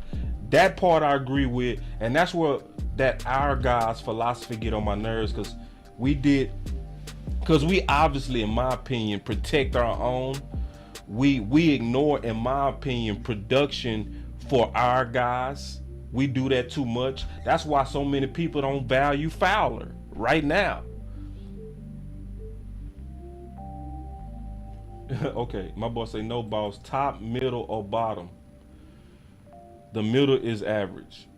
Give me some specific examples then, because see, now we starting to debate just average is average. Yes, we understand the definition of average is middle, but give me some specific situations, Florida Cowboy, to where us going after value free agents was trash. Cause see, I guarantee you was clapping when Cobb was doing good here, but he was a middle free agent. I guarantee you was clapping when Quinn got 10 sacks, but that was a middle free agent. So I'm giving names. I'm giving names on where the middle worked. So I want to get some names. Cause see, this is the other thing for people that say I don't like middle mentality. See, cause it's a time to where we actually did go after some names and they all bombed. Y'all remember that? Poe? Oh, that was a name. Y'all remember that? McCoy? Oh, that was a name. Ha Clinton Dix? Oh, that was a good name. Coming off a good year. All of them was gone by week 8. All of them. But that was the year we went and got the names. Every one of them names was gone by week 8. Every one of them. When us got Worley, gone. Carr, gone. My boy say Dave was old. I get you. So I know what y'all want. I know exactly what's gonna make some of y'all feel better. What's gonna make it? See, some of y'all, I know exactly what y'all wanted. Y'all wanted Ramsey. That's what y'all wanted. Y'all be, oh, we going to the Super Bowl. Thank you, Jerry. Thank you, Jerry. Thank you, Jerry. Thank you. We going to the Super Bowl. Now, give me what we just got.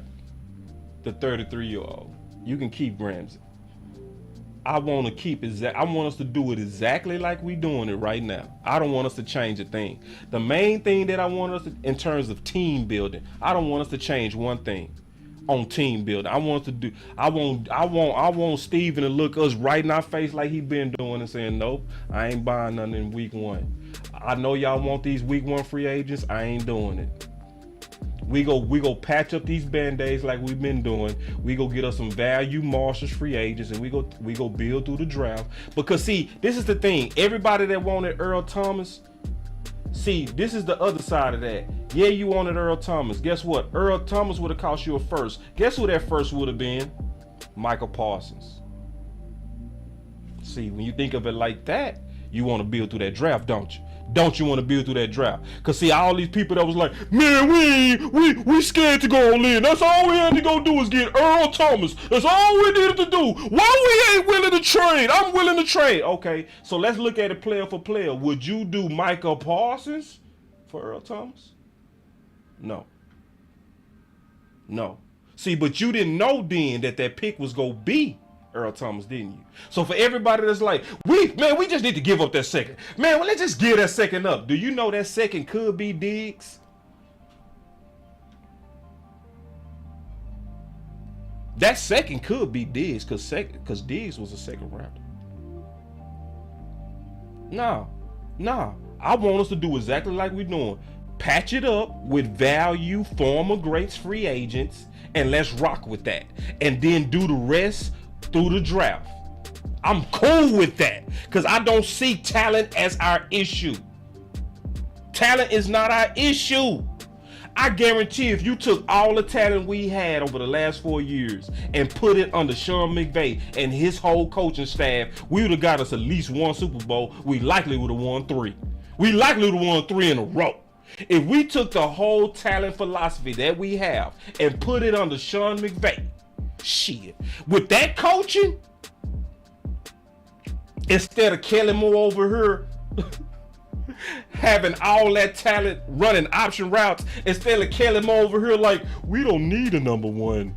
We don't need a number 1. See, because in our system, we believe that if you get to the right depth with the right timing, our scheme can beat anybody. That was our problem. It wasn't the talent. Our problem was when we was playing San Fran, and the first time we playing San Fran, CeeDee Lamb and Amara didn't even get no targets. It wasn't the talent. It was the way you used them. It was dumb. So anyway, I'm sticking with that, bro. I know a lot of people don't agree with that. Every year it's the same thing. Jerry and them, they just need to go all in. They need to go. Shit, it's hard. I'm telling you, it's hard to assemble a squad like we've been having. It's hard to assemble a squad like we've been having over the past 4 years. It's hard. It's hard. And last year I said we was the best team in the league. The numbers said that. So put it like this: we would have been the number 1 seed. We would have been the number 1 seed last year if we didn't choke off that game to Green Bay. We would have been the number 1 seed. We would have been the number 1 seed if we didn't choke off that game to the Jags. Both of those was lost on dumb coaching. Yeah, and then he said that second could also be Kelvin Joseph. Yeah, he could be Kelvin Joseph. And let me tell you something, don't quit on Kelvin Joseph too quick. You see, some of y'all quitting on Kelvin a little bit too quick. Yeah, I want to see Kelvin Joseph as soon as Gilmore leave. That's what I want to see. I want Gilmore to come in here, be that example on how to be a professional. I want Kelvin Josephs to be in that room with him for a whole year, playing special teams, paying his dues, working with drills on him, flying on planes with him, being that roommate, being that big brother. Then let's judge Kelvin Josephs. That's what I want to see. Yeah. So yeah, sure. You're right. That second rounder could be Kelvin Josephs, or it could be Diggs. It could be. So my question is this, and we go back to this when we're talking about receivers. Which one of these receivers, because now we got to talk, let me make sure I got through all my free agents first. Damn, this show long. I didn't expect it to be this long. I talk too much. Hold on real quick. Give me 1 second. All right. Now I got to get to these draft picks. Because Florida Cowboy, even though we disagree on certain things, and that's okay. That's okay that we disagree on a couple of things. That's okay. Men and women sometimes disagree. That's cool. That's how we, to me, get to the best solutions too, is when we work it out. So, but you raised a good point, so let's talk about it from this standpoint. Are the rookie receivers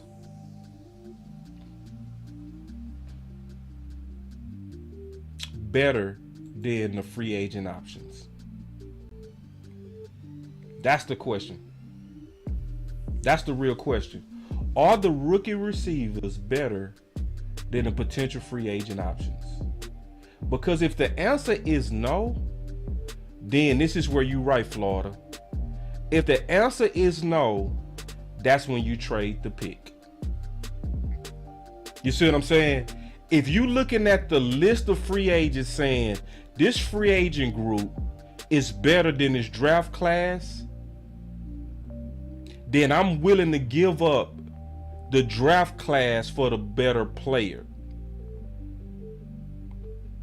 And to be honest, the free agent class is better than the draft class. This draft class of receivers, I'm gonna be honest.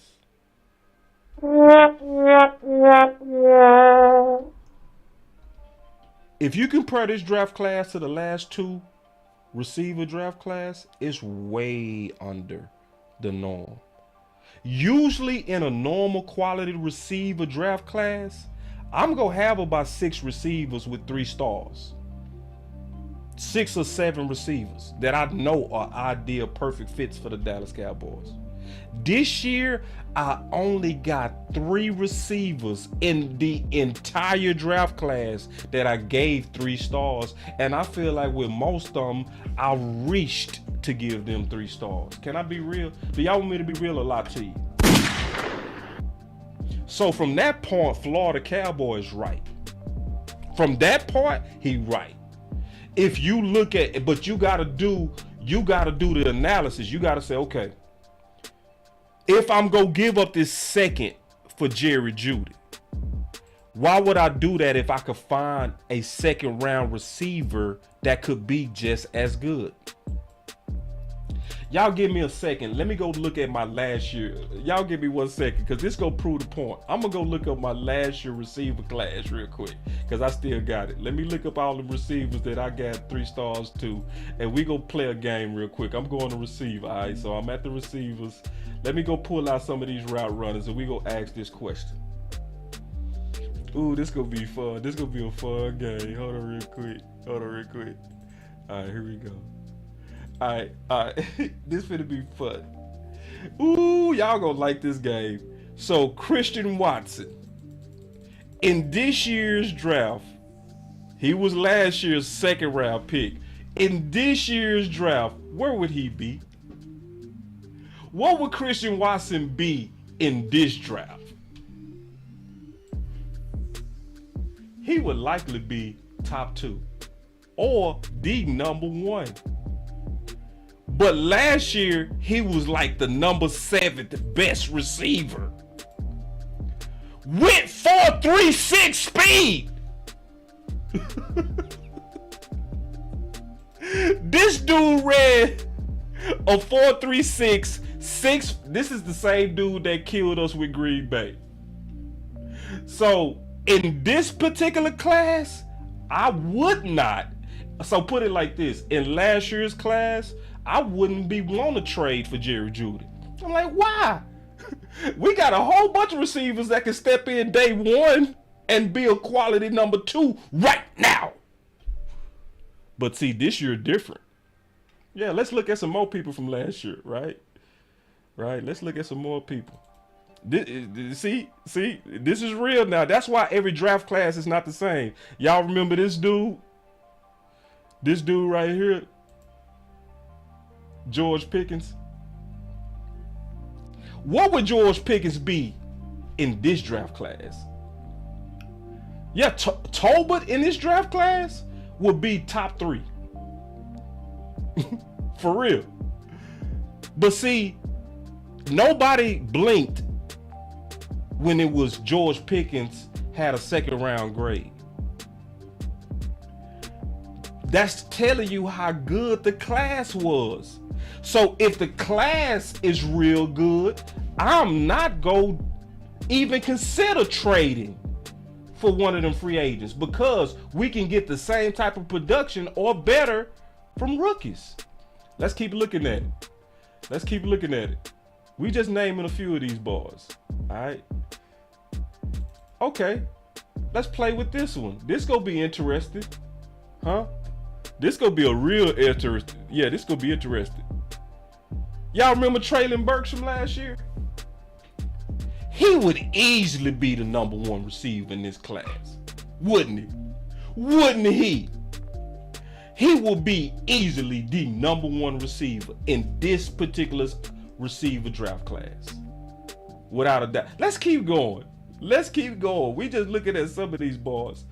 Ooh wee. Let me ask y'all a question. Would y'all be interested in a receiver if we had a chance at getting Dotson? I wouldn't care about getting no free agent receiver if Dotson was available. Are y'all feeling me? And these are people that had 2nd round grades last year. Every one of these dudes would have had 1st round grades this year. Every one of them. Yeah, Chris Olave. Even Danny Gray. Y'all remember Danny Gray, who went over to San Fran? Y'all remember Danny Gray?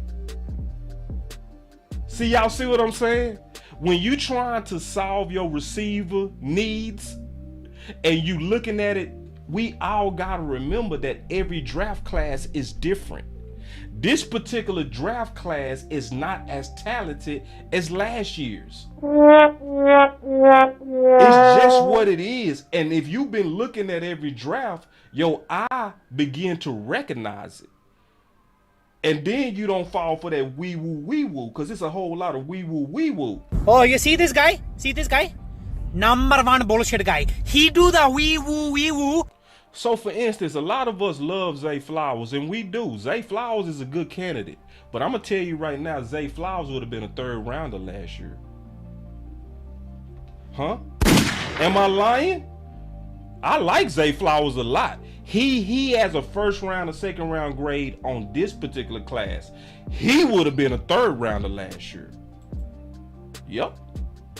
Quentin Johnson, I know everybody. Oh, he the clear number 1. Let me ask you a question. Would you take Quentin Johnson or would you take Christian Watson?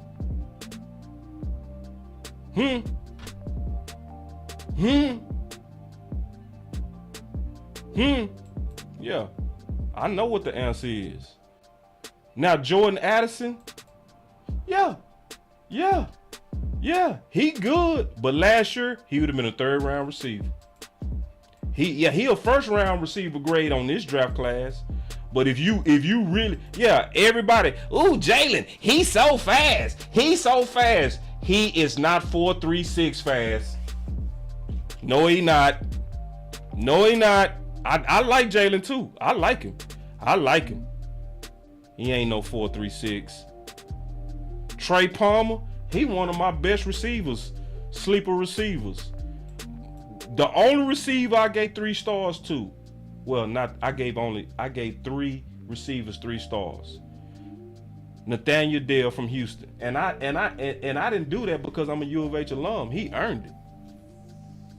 He one of the only receivers that to me is a complete receiver, where you see him blocking, but you also see major elite route running in him. You know, elite route running. So he's somebody last year, even as good as he is, he would have been a third or fourth rounder. Yeah, in this class, he looking like he gonna be a second rounder. But last year, he would have been a third or fourth rounder. Yep, as good as he is, and look at him. That's the type of receiver you want on your team. This type of dude, you know what I mean? A dude that's gonna get after you, blocking and running routes. Just beautiful, fluid change of directions, you know? But see, when I'm looking at this draft class, it's not that many. And I'm sure don't feel comfortable getting one of these dudes at pick 26. It feel like a reach, just keeping it real. He one of the few receivers I gave 3 stars to. Then Charlie Jones, he one of the better route runners in his class. I'm talking about he get killer separation. Xavier Hutchinson out of Purdue. He's a big receiver that's Dak friendly. He got little man feet. So this draft class is just not like the one from last year. So if I'm looking and this is the type of stuff I go through in my book, and I'm looking at, okay, what's the best ways to solve the receiver problems? To be clear, first of all, we might not even need it, but based on the mishaps of Kellen Moore. But if I came to the opinion that we had to get a receiver, let me just be honest. It's clear to me that your best class is your free agent class this year. Your free agent class is where you will want to get this talent. That's my summation of this chapter 10. In chapter 10, that's what I'm concluding with. If you just got to upgrade your receiver room, the best place to do it this year in the contention time window is your free agents. It's just what it is. And I'm just being honest with you. Like, you gonna have to pick one of these balls, in my opinion. You might have to overspend. Because, and I'm just keeping it real, if we take a good close look at the draft class, if we take a good close look at what we currently have in the building, and if we take a good close look at what's available in free agency or potential trade, everything says that you need to solve this problem through free agency. So I have no idea why they're not calling DeAndre. Well, I do. I understand why you're not calling DeAndre. But hopefully, don't be too bold. Don't be too bougie, Dallas, because you're a 6. You got a 10 winking at you, and you're a 6. And so when you look at the free agent market at receiver, let's just be clear, it's way better than the draft class. So yeah, maybe you can send Will McClay in there and say, okay, go get us a miracle. Go find us a miracle. Go find us a miracle in this draft class, and then we go use that miracle to go help Dak. Yeah, that's cute. But let's be clear, if we really trying to go all in, truly going all in, points to free agency this year. Or we gonna be taking a gamble. The gamble is gonna be this. This is the gamble. What the gamble is saying is that we already got us a second round pick. Now keep in mind, they had a second round grade on Tolbert in a super good receiver class. All those receivers that I was showing you was from Tolbert's class. Dotson was in Tolbert's class. Danny Gray is his class. Burks is his class. George Pickens was in Tolbert's class. Christian Watson is in Tolbert's class, and Dallas still had a second round grade on him. But if they do decide to say, okay, let's bet on Tolbert, what they're also betting on is saying is that Kellen Moore messed you up. That's what they're saying. And at this point, I would want them to not gamble, because we didn't see nothing from Tolbert, regardless of who fault it was. It could have been Tolbert's fault. Maybe you didn't hit the playbook good enough. It could have been Kellen's fault, where you threw too much at him, where you had him learning 3 positions and he had to learn how to read the defense out of all 3. I don't care who fault it was. The problem is we didn't see nothing out of you. So that still would be a gamble. So if you're not into gambling, and you want sure bets for your quarterback and your contention window, then go out there and take some shots. Start shooting your shot at some of these free agents and stop acting cute. Stop acting like you all that. Because you was willing to go do it for Gilmore. You was willing to go, have some talks to go swoop up a corner. Don't act like you all at Dallas to where you can't go help your quarterback. Because let's also keep it real, because I ain't forgot this. Outside of CeeDee Lamb, the rest of the receiving core from the Dallas Cowboys was literally graded at the bottom of the entire league in separation. So we got to do some things. So we go take some calls real quick. I know, I'm sorry, man, that presentation was real long. I didn't actually want it to be that long. It just so happened to be that long. But at the same time, it's no way to rush a full, real breakdown of a team need and a position need. You can't rush that. You gotta, when you really looking at it, you gotta look at all angles of this. And so, as you can see from this video presentation, y'all should see that I looked at this as many angles as possible. And that's why I say, whenever you take on the exercise of writing a book, it's gonna make you look at it from all angles. You go come out thinking different than you initially thought you thought. Like when I first started preparing for the offseason and preparing for the book, I swore that receiver was gonna be our top pick and that it would make the most sense. But as I looked deeper and deeper, and I did more and more research, and I looked at the free agency markets and I looked at the draft markets, I was like, actually, that's not the best pick. Like, receiver would likely be a reach at 26. So I got the call lines open. Y'all go ahead and call on in, man. We obviously ready to take some calls right now. And even though this show is clearly about chapter 10 of the book, which is dealing with the receivers and how to solve that dilemma, we also can talk about anything. If you want to call and talk about Zeke, you can do all of that. So once again, let me put this number up. It's the end of the show, y'all, so if y'all don't call in, y'all know I'm gonna get off this show, and it's gonna take me on about 10 more seconds. So but anyway, I got the call number up. It's 210-940-9064, 210-940-9064. Oh, it's a good question by Will. Will said, who graded higher last year out of Ramsey and Gilmore? If I remember right, it was Gilmore. Gilmore last year, if I remember right, here it is, had a top 3 grade, top 5 grade in corners. Boss Cowboy Sports.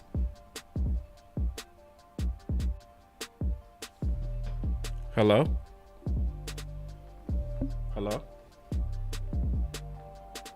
I can't hear you. I don't know if you got me on mute, but I can't hear you. So I'm gonna end the call. So I'm gonna try to make an outbound call real quick, because I think that was Sky. Let me try to make I know she got a 214 number. Y'all give me 1 second. I think this Sky.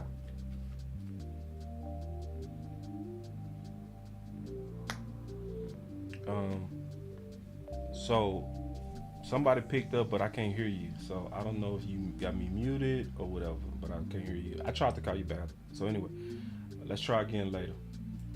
Okay, so my boy, I appreciate this comment. He said, man, I love your podcast, bro. Great job of breaking down the receivers. Yeah, man, this is what I do, bro. This is what the book is gonna be about. Boss Cowboy Sports. Hold on, man. Make sure I got everything. I got you turned up. This gotta be Star, cause she Star. If this you, I can't hear you. I'm sorry. I don't know if it's me or if it's you, but I answered the phone. Oh, that is Star. Star, I'm sorry. I can't even hear you. I can't. Somebody else try to call real quick, even on the text. Let me make sure ain't nothing going on my phones. Boss Cowboy Sports. Okay. I still can't hear, man. And hold on real quick. Who is this? And this is somebody else. Okay, so she said she could hear me, but I couldn't hear. All right, so let me try to see. It might be my settings, because I didn't change my settings. Because I can't hear y'all. I'm sorry. Let me see. I'm flying this plane, man. Give me a second. Let me see if I can fix this real quick.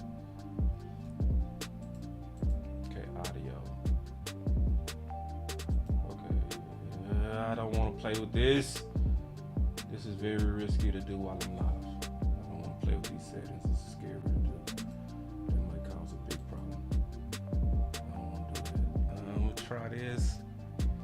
Oh, God. I don't feel comfortable doing this. I'm going to try it, though. I don't feel comfortable.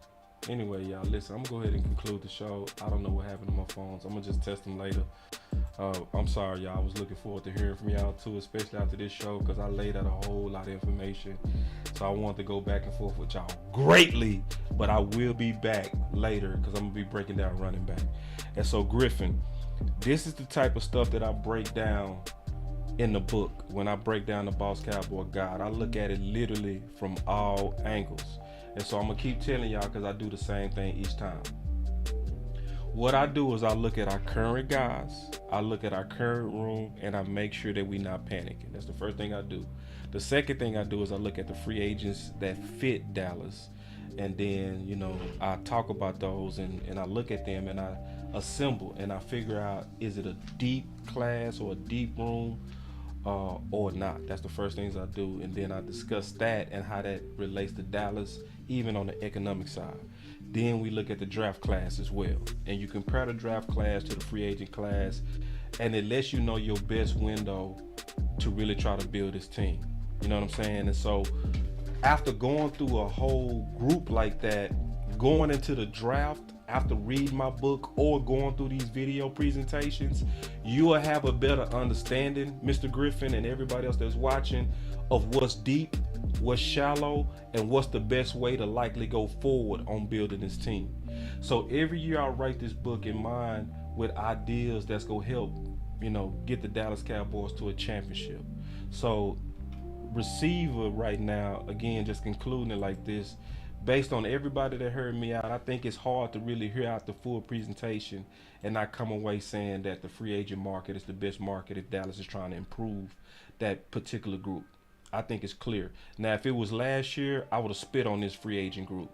If it was last year and we could have got Pickens, or we could have got Watson, or we could have got Trey Burks, or we could have got, you know what I mean? If it would have been these guys, I wouldn't even be looking at their free agent market. But the fact that we looking at a farther inferior draft class than especially what was there last year, that's pretty much.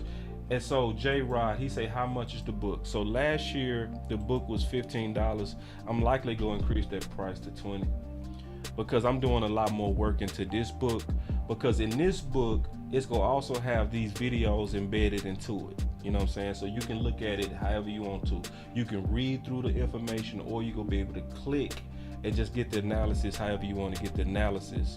But the thing about these books, and the reason why I like these books, and the reason why I committed to doing 4 years of it at minimum, is because after 4 years, everybody that was also a draft candidate in your first book are now free agents in your fourth book.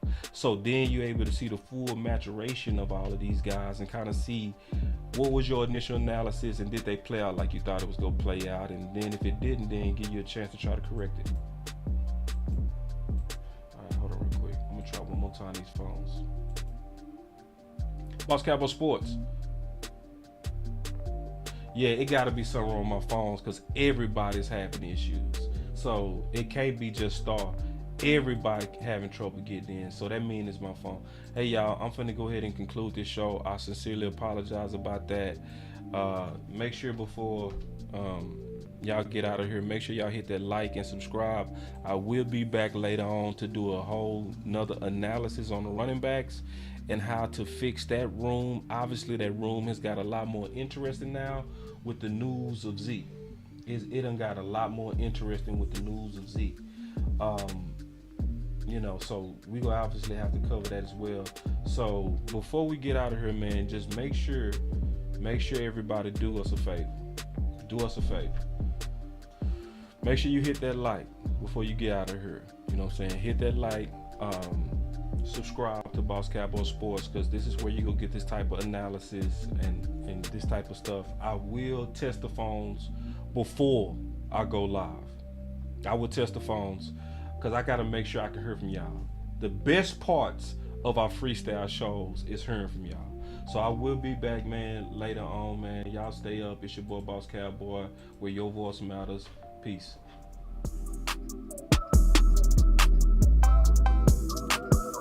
Run it up. You already know, man. Run it up, run it up. Boss Cowboy Sports, where your voice matters. My boy said, I won't come in Carterish, I promise.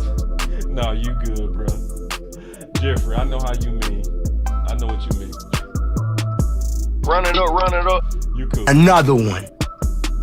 It was, I won't come in Carterish. Bringing real back. 50 speaking his mind. That boy was the shit. Oh, man, y'all funny. Yeah. Boss Cowboy Sports. Let's go, man. Let's get it. Run it up. Run it up, run it up.